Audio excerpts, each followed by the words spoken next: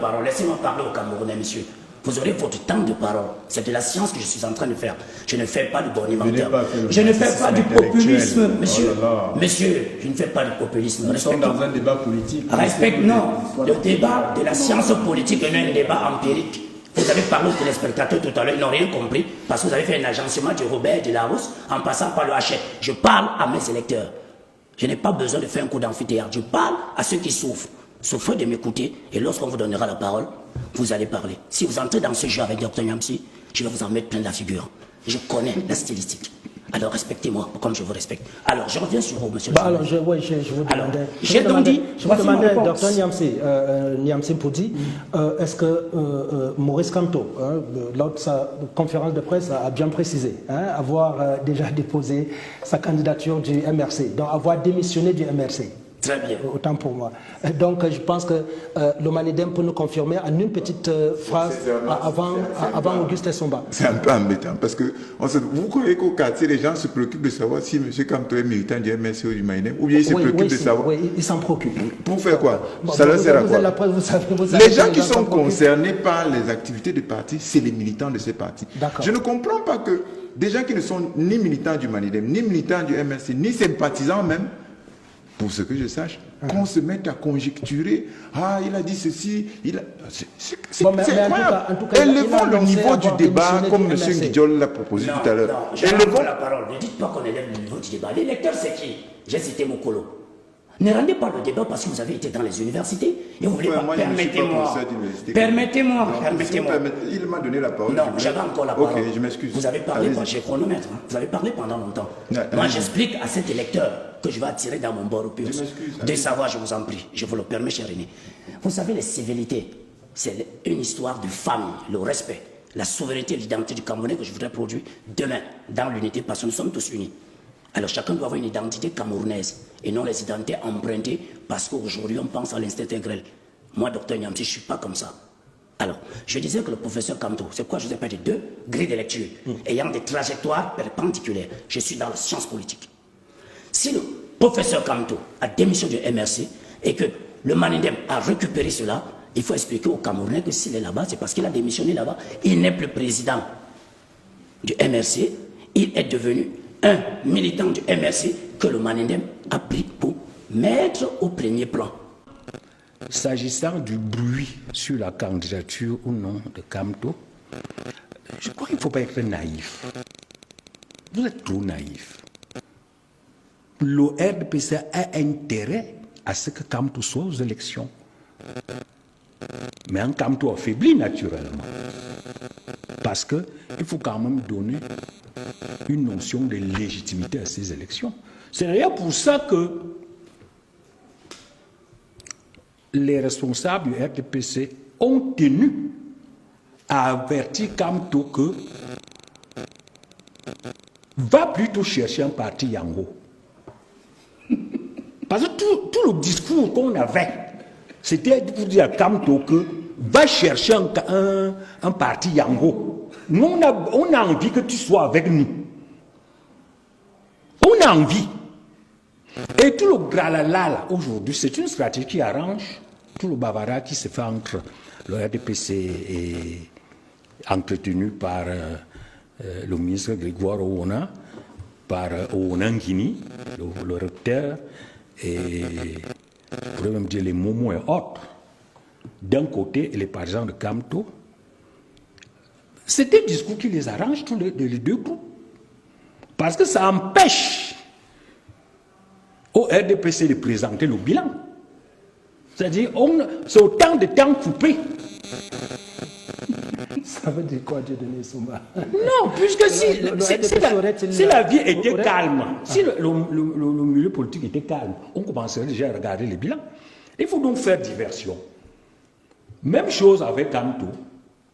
Kamto, qui n'a pas un programme vraiment très structuré, il ne veut pas qu'on débatte de son programme. Et vous savez très bien que son programme contient un certain nombre de points polémiques. L'unité foncière, réforme agraire et autres, qui font plutôt révolter les Camerounais. Donc je dis, Les deux sont partis liés. Et le régime sait très bien que si Kamto se présente aux élections, c'est plutôt avantageux pour le régime. Mais pourquoi vous appelez le Manidem parti Yango? Jean-Baptiste Ketchakin dit non, que ça serait une insulte. Non, j'ai dit que... Non, attends, vous ne connaissez... Vous ne comprenez pas ma logique. J'ai dit que le RDPC a intérêt à ce que Kamto aille aux élections. Il a intérêt.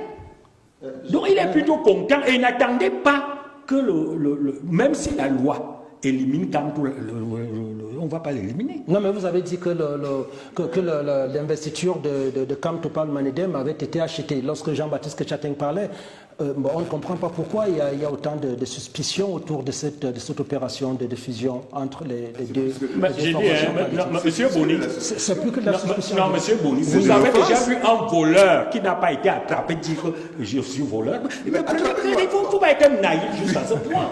On sait très bien qu'il a eu une transaction financière. Vous n'aurez aucune preuve pour...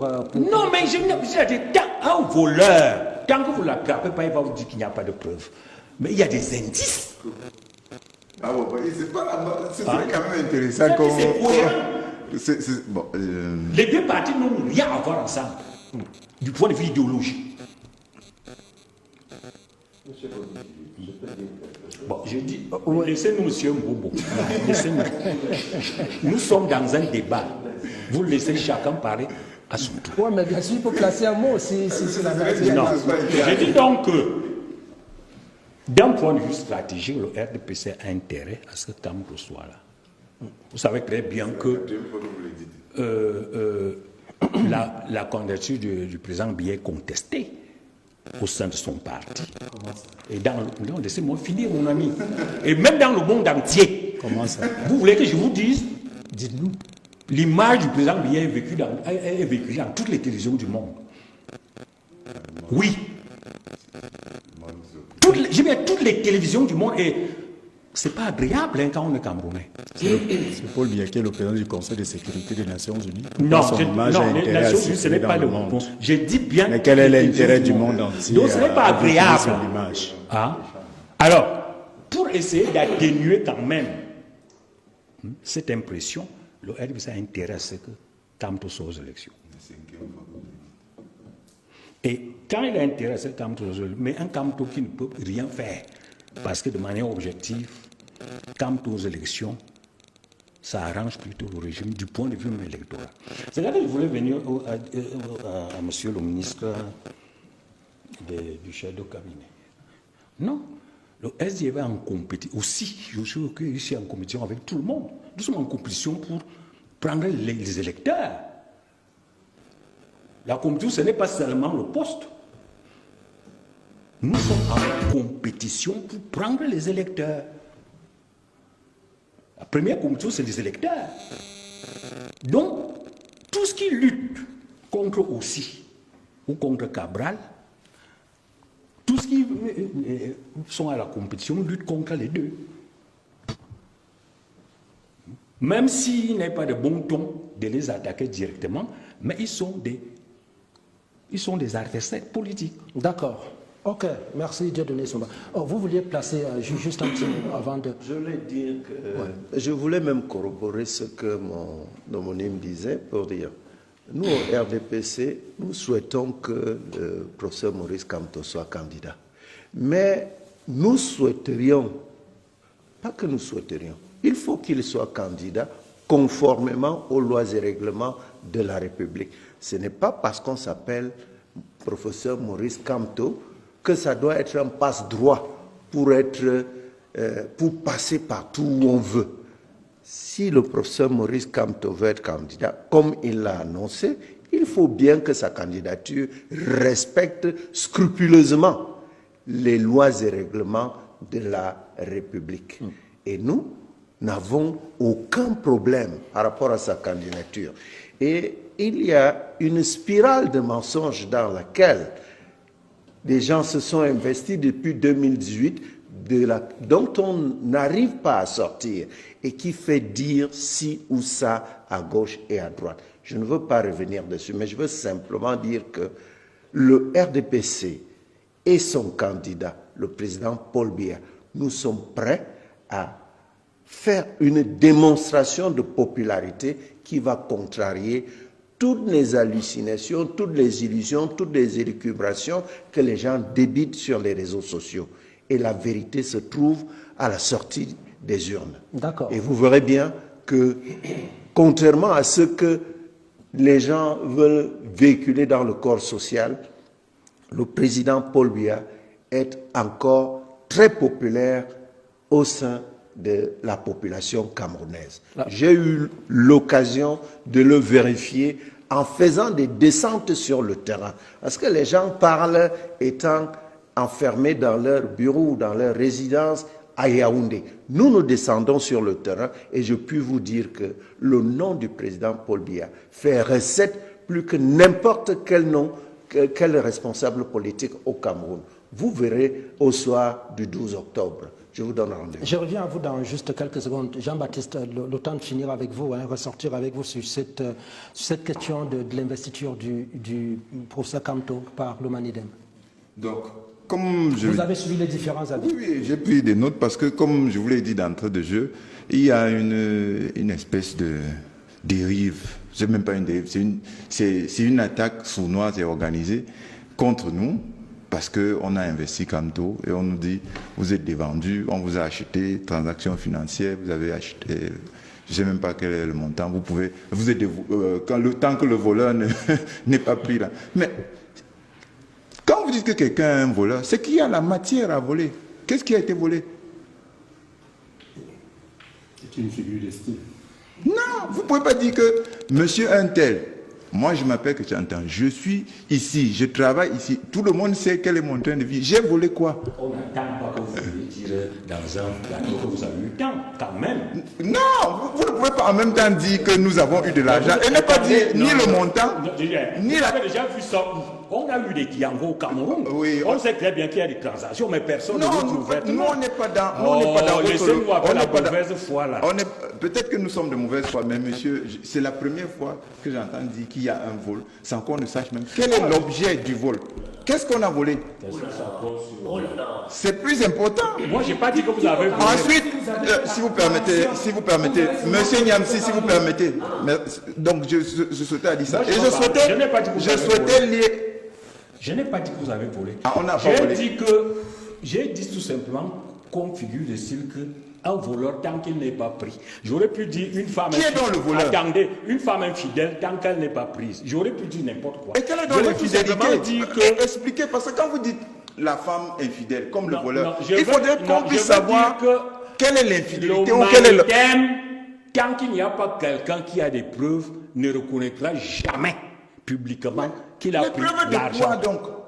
On a pris de l'argent. Vous revenez donc. Ce n'est pas intelligent de discuter de ça. Oui, c'est vrai. C'est pas intelligent. Notons donc que vous avez repris l'ancienne que les RDPCistes ont entamée depuis mercredi. On n'a pas besoin de prendre l'ancienne du RDPC. Nous savons très bien que Kamto a donné l'argent à Nissé. Quand ils se seront calmés, peut-être que je vais répondre. Mais bon, oui, bon. Il a donné l'argent. Je peux répondre. Nissé Kane ne pouvait pas. Nissé Kane est parti aux élections. Il a dépensé son argent pour avoir son conseiller. Comment Kamto vient, lui vient louer le gros aux élections sans lui donner quelque chose? C'est même un problème de bon sens. Ah bon. Alors, il faut qu'on s'entende bien. Il faut qu'on s'entende bien, non, pas nous, hein. On parle aux électeurs camerounais, pas nous. Il faut pas prendre. Qu'est-ce qui va pas? Il faut apprendre pour des gens. Parce que je fais de la science. Moi, on ne fait pas de science. Laissez-nous faire notre promesse. Sur ce point. Ne faisons pas du populisme. Ne faisons pas du populisme. Est-ce qu'il y a une coalition Manidem RDPC où il y a eu un jeu? Si vous me laissez répondre, je serai déjà. Le professeur Kamto et le Manidem. Monsieur Niamsi, si vous m'aviez laissé répondre, je serais déjà là-bas. Nous avons mal au ventre. Donc, on note que des ministres, des responsables du RDPC et leurs consultants nous parlent d'argent et ils disent qu'on a été acheté et ils disent ensuite que... Laissez le RDPC parler de... Non, laissez-le aller jusqu'au bout, je vous en prie. Le RDPC. Oui, ok, laissez... La base... Ça avec l'UMS, c'était des problèmes d'argent. Voilà. L'UMS demandait beaucoup trop. Voilà. C'est sûr que Nissé Kane, qui estime que bon, il peut pas être aussi difficile que Kouemo, a dit que bon gars, même la moitié donne. Vous prenez les gens pour des cons. Par rapport au poids politique, il y a des enjeux. Alors, s'il vous plaît, on vous a laissez Jean-Baptiste aller jusqu'au bout. Même si vous dites des conneries, vous avez dit quelque chose qui nous permet de discuter. Vous avez dit qu'il faut être tolérant.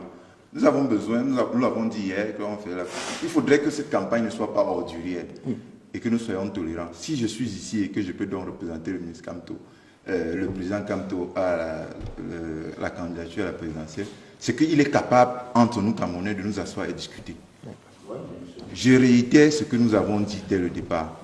Parler d'argent, de dire que nous avons dit à M. Kamto, nous allons t'investir, vous allez nous donner telle somme, c'est un mensonge et c'est une insulte. C'est une insulte. Oh là là. Il dit que c'est question de bon sens. Enfin, je ne refuse pas, j'ai dit que chaque mec qui dit que nous avons tous du bon sens. Et je lui dis donc, et je lui réponds que autant il a été gentil de nous dire que bienvenue dans la discussion, vous êtes tolérants, vous êtes venus discuter avec nous alors que hier M. Kamto avait dit ceci, autant il faudrait que nous comprenions pour dire que dans ce pays, il y a des gens qui s'engagent sans qu'il y ait de contrepartie financière. Ça existe malgré les fantasmes. Je ne sais pas trop. Ça existe malgré les fantasmes. Et la culture. Ce serait totalement irrationnel. Parce que le minimum qu'on va demander, c'est paye-moi au moins une contribution. Non, mais attendez. Vous ne pouvez pas, non, il ne faut pas raconter. Monsieur Somba, entendons-nous bien. Je vous dis ceci. Oui. Si vous dites que nous avons reçu de l'argent pour donner la lettre d'investiture à M. Kamto, c'est faux. C'est archi faux. C'est contraire à toute l'histoire, à la tradition upéciste. Donc, ne croyez pas que vous allez impressionner quelqu'un d'autre en dehors des gens qui sont corrompus dans ce pays. Les gens normaux, qui sont la majorité. Laissez-nous cette histoire de corruption là. Les gens normaux qui sont la majorité. La personne même que vous soutenez ne peut pas montrer patte blanche dans ses activités. On connaît sur Vivol. Il faut arrêter avec ça. Bon, il ne faut pas insulter les autres Camerounais. Nous souhaitons que la campagne soit moins ordurière. Et nous pouvons dire que... Dieudonné, je vous en prie. Vous n'êtes pas plus blanc. Non, Dieudonné. On n'a rien à se reprocher. Jean-Baptiste, je souhaite que vous alliez jusqu'à la fin. Que ce soit le jour ou la nuit, tout ce que nous faisons, nous assumons. Non, s'il vous plaît. Non, mais laissez qu'il ne vous convainc pas. On ne va pas arrêter l'émission parce qu'il ne va pas vous convaincre. Allez-y, finissez, mon cher. On a beaucoup à dire. Finissez. Je ne comptais pas vous convaincre, je comptais parler plus à ceux qui nous écoutent. On a beaucoup à dire. Donc, sur ce que vous avez dit ensuite, là, au sujet de l'extrême droite, parce que le RDPC a dit l'extrême droite et l'extrême gauche. Donc, c'est là, on avance. Donc, on se rend compte que dans ce pays, il y a droite et gauche. Et ils estiment donc que, si on interprète, c'est que le MNC à l'extrême droite. Si le MNC à l'extrême droite, le RDPC est où? Au milieu, au centre. Non. Puisque toutes les vilainies, toutes les choses qui expriment le mieux les idées d'extrême droite sont dans le RDPC. On peut reprocher d'autres choses au MNC. Et il a lui-même dit qu'aujourd'hui, si je suis là, c'est la preuve que M. Kamto, on peut discuter avec lui, il faut être tolérant. On a discuté de toutes ces questions-là, que quand vous dites telle chose, comment est-ce qu'on va... La question centrale étant la question de la guerre dans le Nord-Ouest. On a discuté pendant des mois. D'accord. Alors quand vous dites l'extrême droite et l'extrême gauche, cela veut... mais non. S'il vous plaît. Auguste Somba, reprenez la main. Je ne sais pas ce que vous entendez par là. Je suis là pour permettre aux gens de parler. C'est son temps de parole. C'est quand même...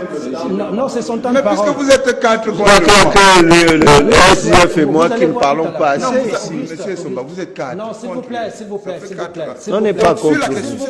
S'il vous plaît, je vous redonne la parole. Juste un mot. Vous verrez tout à l'heure, Auguste, vous allez parler. J'ai un questionnaire que j'ai préparé pour vous. Vous aurez la parole pendant beaucoup de minutes parce que ça vous concernera. Donc, laissez Jean-Baptiste Ketchaten aller au bout de sa conclusion. Donc, sur la question des programmes, on a commencé déjà à discuter. Il y a des points sur lesquels vous avez vous-même vu qu'on veut plus de tolérance, qu'il y ait des discussions.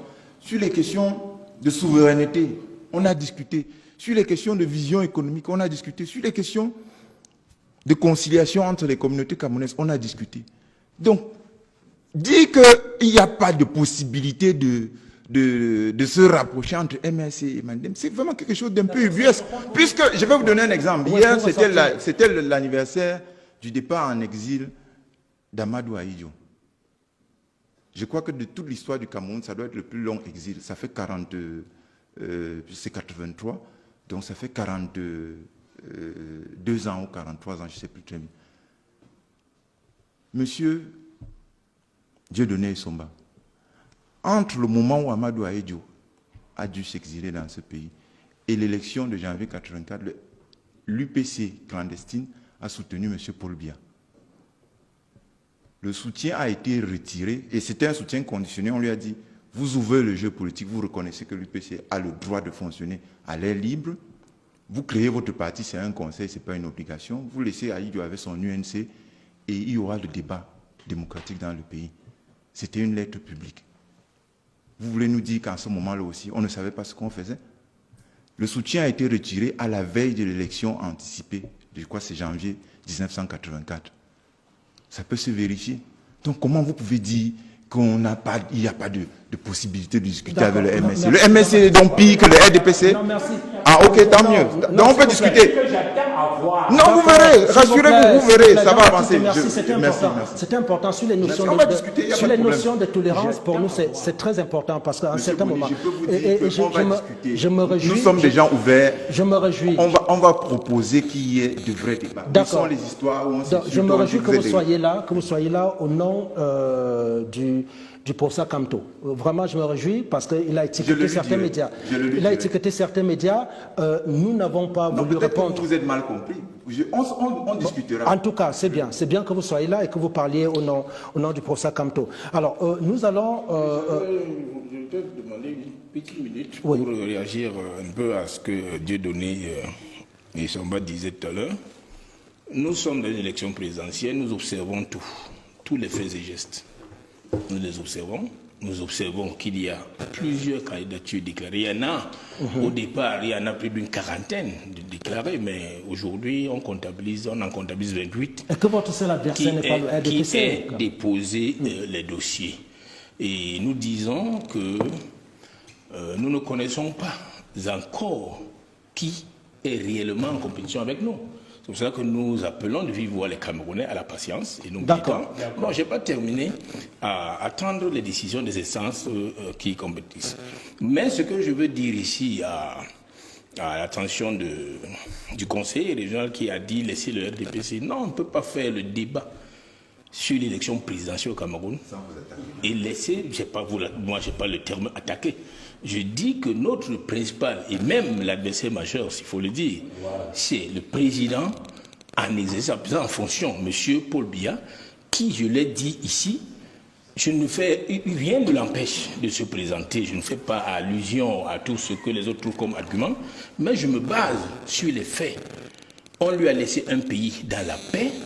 Nous sommes en guerre dans plus de 3 régions. On laisse un pays avec des caisses pleines. Elles sont vides du fait des détournements avec Amadou Ahidjo. Il suffisait de 500 000 francs de détournés. Vous étiez condamné à la peine de vie.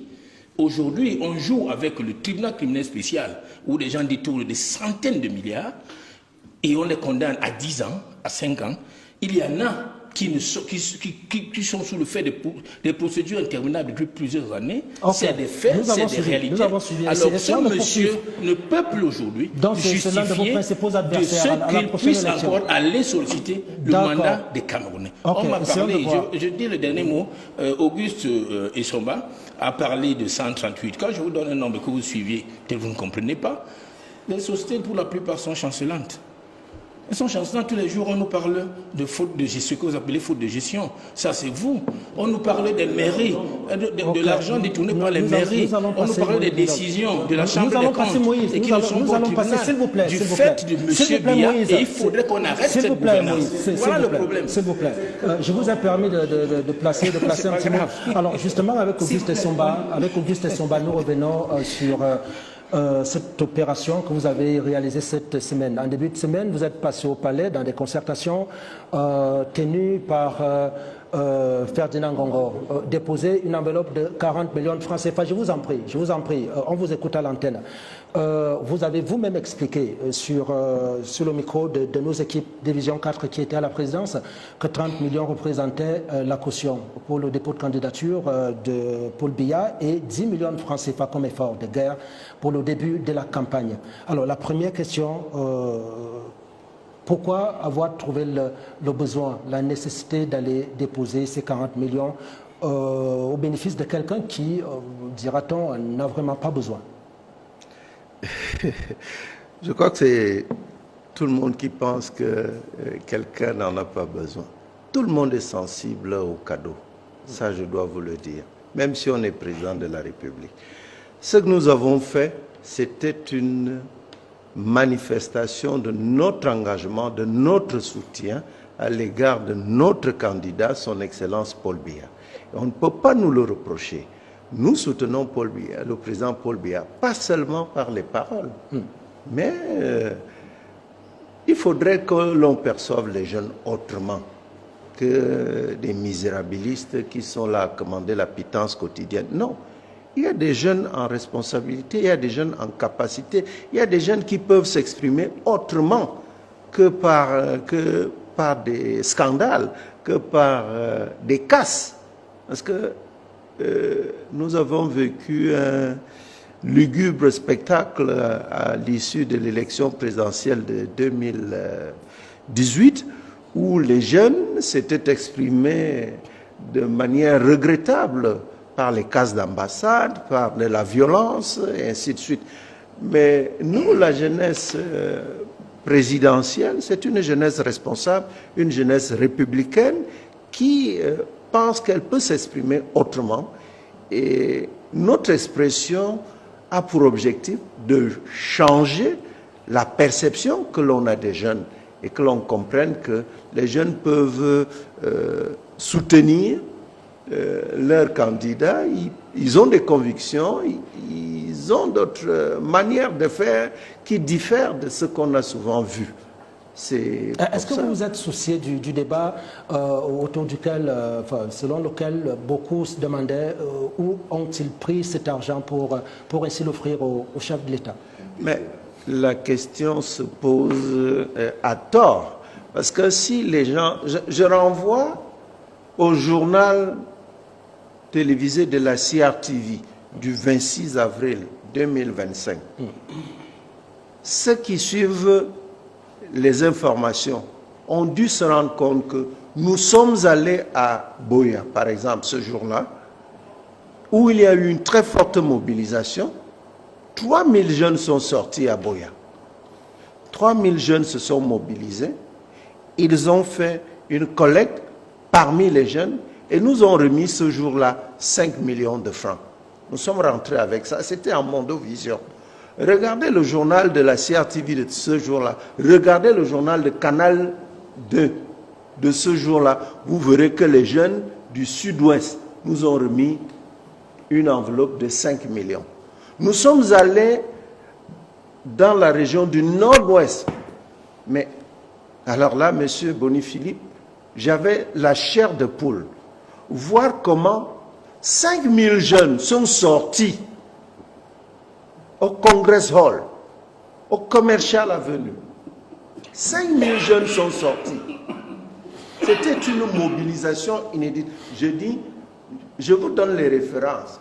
10 mai 2025. On a la provenance de ces fonds parce que c'est une question... Journal de la CRTV, ouais. Journal de Canal 2, pour ne citer que ces deux médias-là, les jeunes nous ont remis publiquement 7 millions de francs CFA. Mais dans un enthousiasme sans égal. Mais nous nous sommes arrêtés à Santa. Il y avait 1500 jeunes qui arboraient l'effigie du président Paul Biya, qui était très enthousiaste. Et à côté de ça, il y a des jeunes en responsabilité, il y a des jeunes en capacité, et toutes les couches socio-professionnelles de notre pays ont mis la main à la cagnotte, ils ont mis la main à la pâte pour renflouer cette cagnotte. C'est les jeunes qui